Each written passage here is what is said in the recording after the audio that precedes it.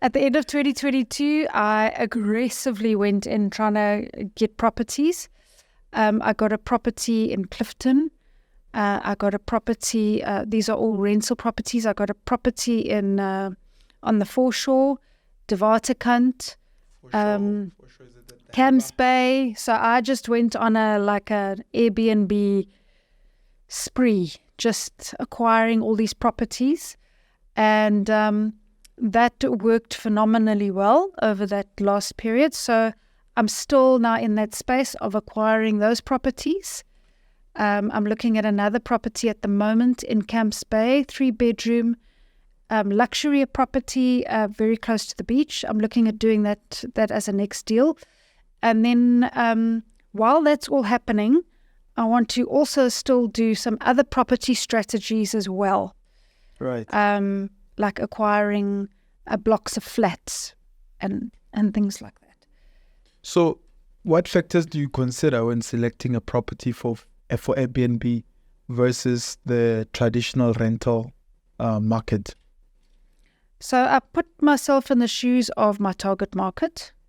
What do they want? What do they require? I try to always go for properties with a wow factor.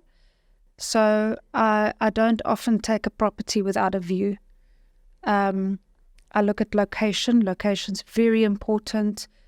Where is it close to? Is it close to the beach? Is it close to shops? Is it close to, tourist spots?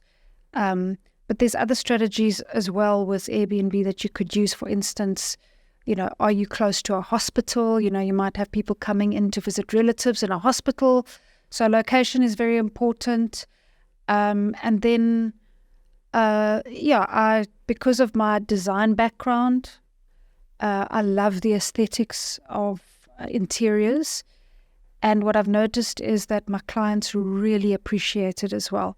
So if you can add that flavoring in, it's just another draw card for people to come in, and they really appreciate the small touches and all of that. So I spend quite a lot of time considering every aspect of the property, from the design interior to every little amenity that they could possibly, within limits, look at amenities as well.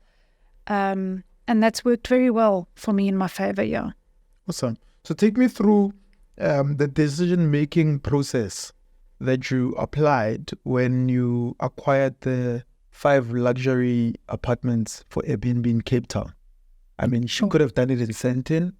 You could have done it anywhere else, but you chose Cape Town for a specific reason. And I mean, Sandton also has international guests as well. It does. Right? And I'm actually intending on doing some Airbnbs here as well. I'm going to actually balance the Cape Town portfolio with the Joburg portfolio. I'm actually going to be looking at buying properties here in Sandton.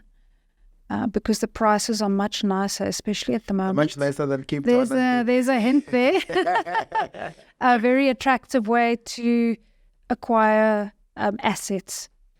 Okay, so Cape Town, in season, as I said, the tourists come in and they spend top dollar. So you can make a lot of money because of the spending power of the tourists. And because Cape Town is a major tourist destination. So I did all my figures. I looked at all my figures. There are platforms where you can go and actually look and see what the statistics are to inform your decision. Mm-hmm. So, I mean, managing properties in multiple locations, especially a diversified portfolio like student accommodation, Airbnb, is not an easy thing. So what sort of management strategies do you put in place for you to ensure that everything runs smoothly? Yeah, it can be really, really tricky, and it's much easier if you're there. If you're not there, you just need other people to back you up. Mm-hmm. That's the most important thing. So you need a property manager on the ground, preferably.